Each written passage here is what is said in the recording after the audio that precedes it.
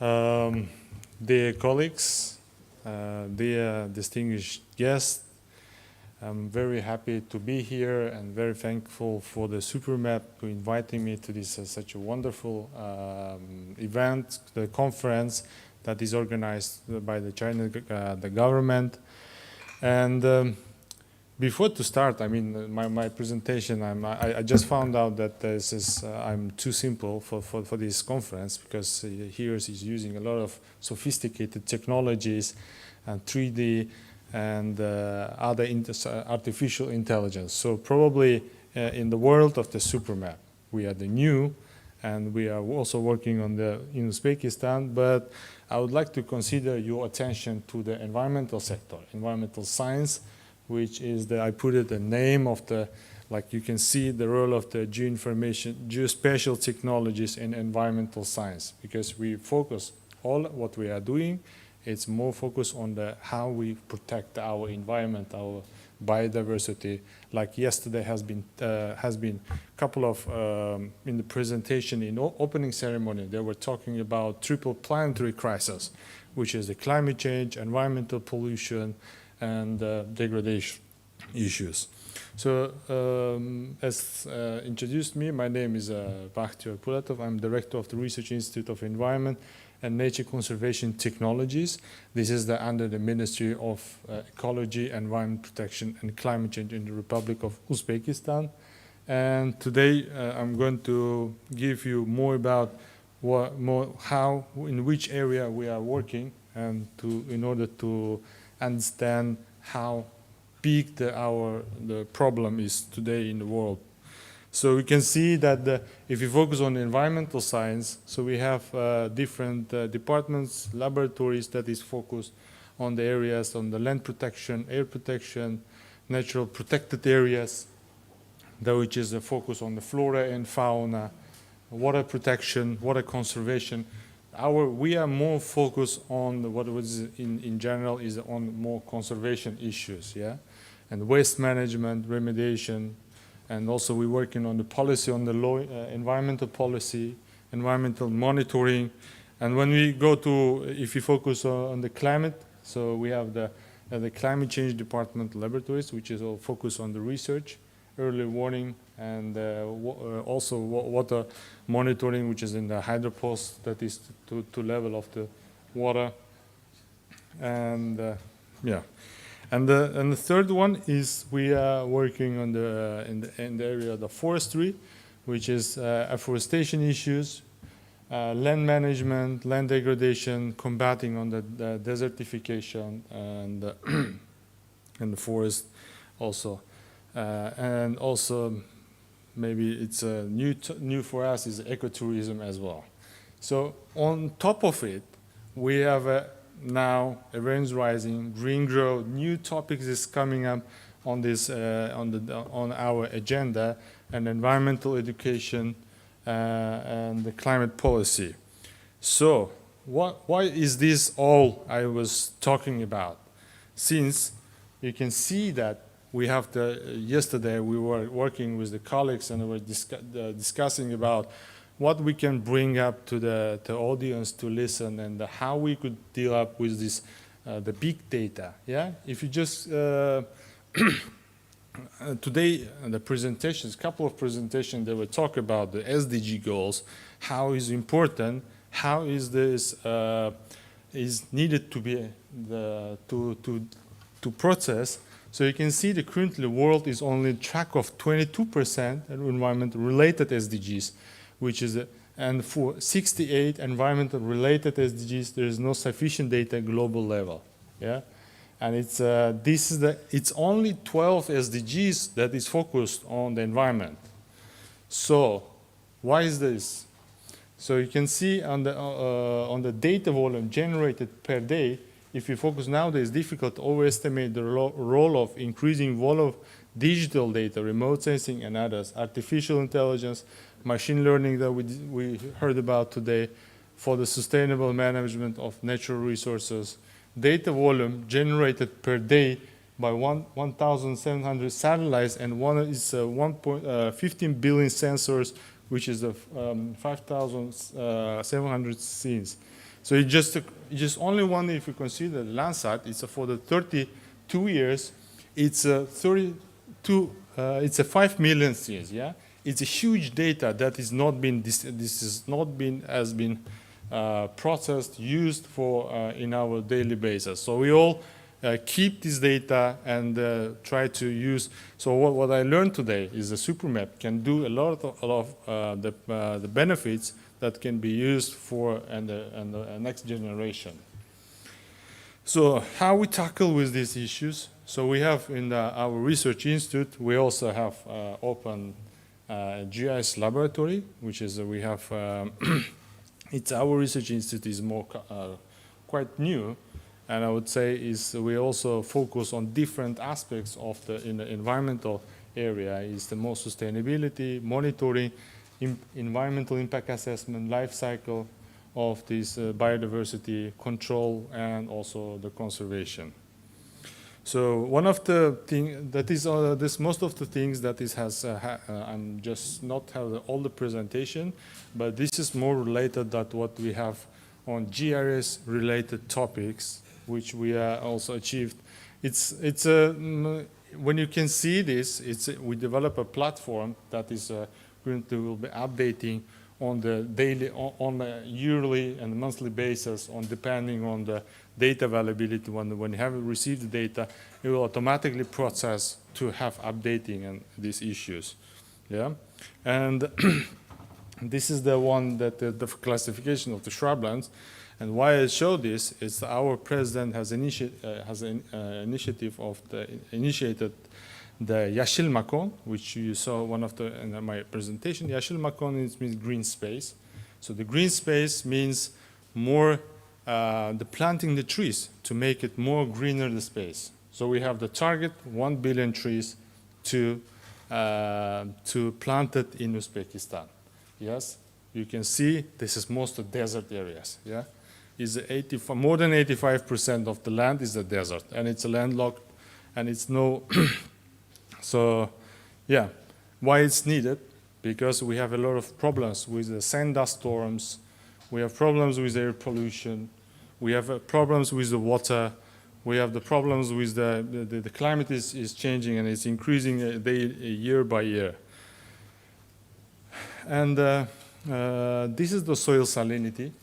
We have estimated in our colleagues has been estimated in the local level and make Hello, it with I the hope you can hear drone me. to assess this assessment of the soil salinity on we can see the control point and salt stress at, yes, and the higher temperature, that means the plant based on the chlorophyll and the increasing of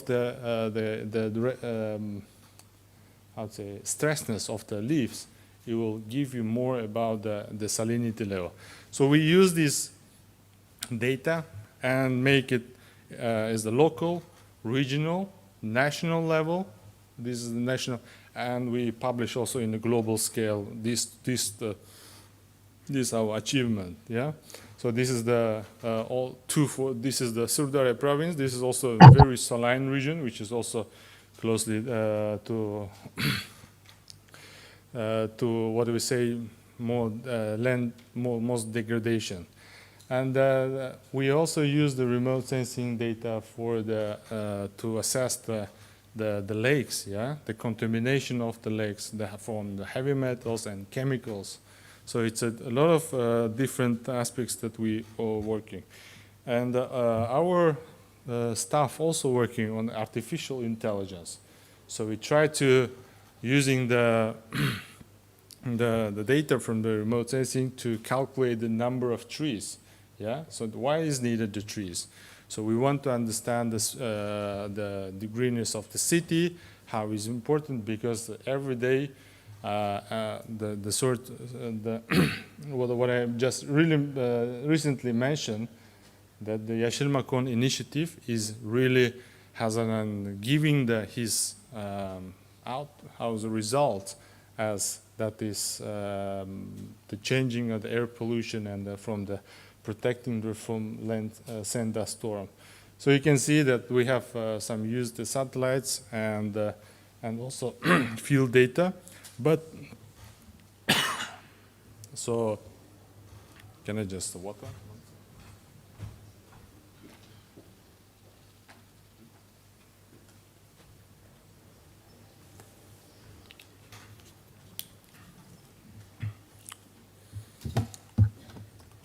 So, this is the in recently just we were around and seeing a lot of information on the outside an exhibition that they use the lidar to assess the trees, yeah. But of course, you could say that takes a lot of time. Why not to use first of all artificial intelligence using the GIS and remote sensing these techniques to use this image to analyze the image processing and then make it more better for to calculate. And then the next step is what we are doing right now. We are more going to do the field study to have to calculate the number of trees, the type of the trees, not all the, just what we need to understand that not all the trees as giving a good like filtration for the fresh air, yeah, I would say.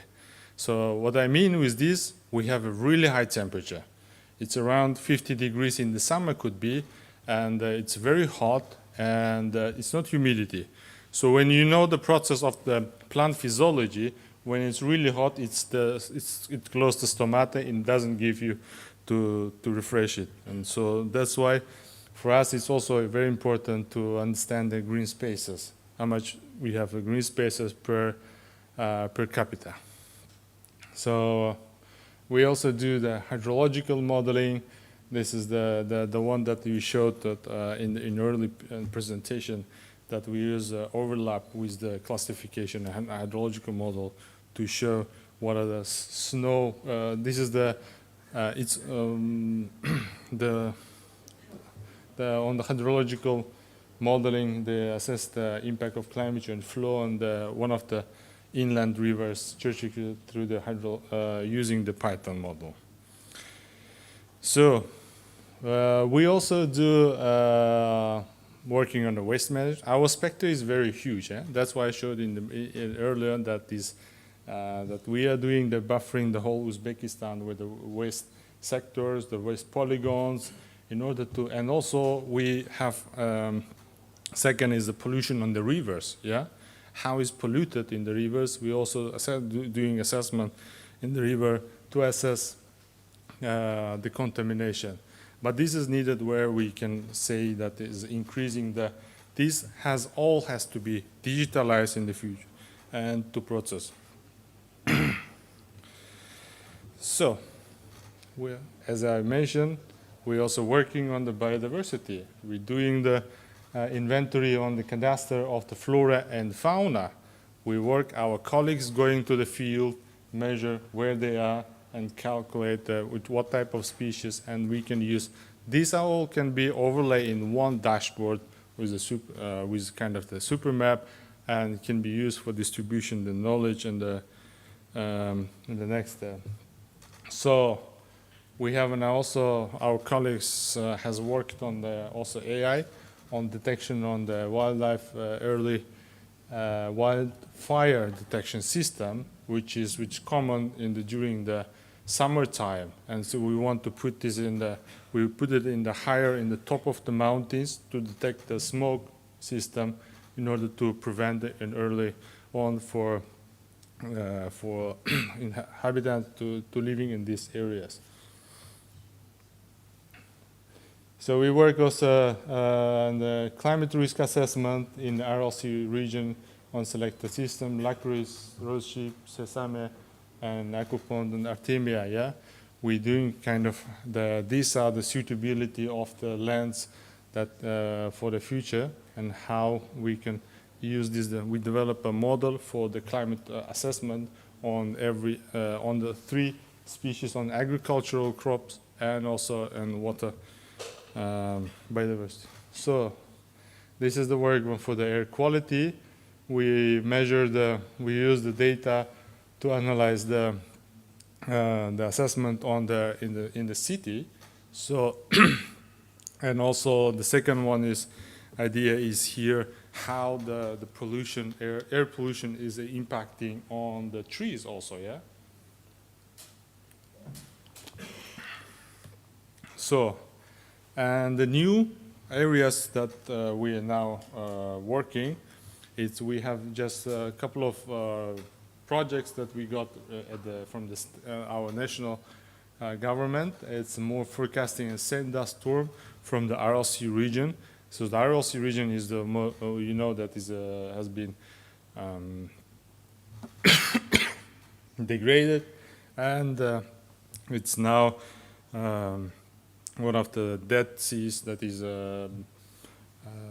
which is, I would say, becoming what is the English, empty, yeah, and it's dried up. And so from these areas, a lot of sand dust storm is coming to the region, and it's giving all this dust and salt issues and for the people in this area affecting. And we also have a AIGIS-based flora and fauna inventory in RLC based, and we want to also do an inventory on these areas for the flora, because we have a lot of red-legged species which is living in this area, and we want to assess how much in the areas existing and what kind of biodiversity, and this all be digitalized into one portfolio in the GIS. This is the soil erosion risk assessment that we are also got a project. This is all the projects that we got only for this year to work on in our related only for the GIS. Yeah. So another project by the GIZ is more about how the wetlands management. Yeah, wetlands management is also important in this in the ecosystem to understand the interesting topic that we start working with our colleagues is the water pollution. Yeah, what monitoring with the remote sensing and drones. Using the drones, how much the pollution we can do analysis on the type of the pollution in the rivers, which is and then to monitor and do the assessment and how the water has been polluted. Why we need this? Because we understand that we tested in agricultural fields the water that goes to the agriculture for irrigation purposes has been contaminated, has some chemicals and heavy metals occurred in these agricultural crops. So we decided to have these projects and to assess first of all where is the contamination coming from, yeah. And this is for this year we have some couple of papers has been published. We had in this the achievements, and then now the drones, the flying the drones is also new for us. I mean, we trying to ensemble ourselves and the drones using and then we have a certificate from this Delta Squad Pro Pilot certificate, and we can use we have to work with and yes, with this is the only related for the organization that we are working. I think it's a couple of things is missing. So we have we work also closely with Uzbek Cosmos, is a state agency or the focus on the for satellite imagery and that. Yes, and yes. So finally, on the most of and we have started this year to train the students, the PhD students, for the SuperMap. So you can see already six graduates of the students of PhD students has started already using the SuperMap, and in Uzbekistan, because this also we found that this is really a powerful tool to use the model. And only this year we have established a couple of good Chinese partners collaboration is the Beihang University, Minus Space, and also Xijian University, which are more really, they are focused on astronomics as astronauts, and more on the satellite imagery using the other. So this is our first step for this year, and I think for us it would be very helpful. I mean, if it's the success of our goal is largely dependent on the collaborative efforts. I came here to learn a lot about the SuperMap, yeah? And SuperMap is our joint activities could help to solve our bigger issues. So we are looking forward for our long collaboration with the SuperMap to establish and to work on this. Thank you very much.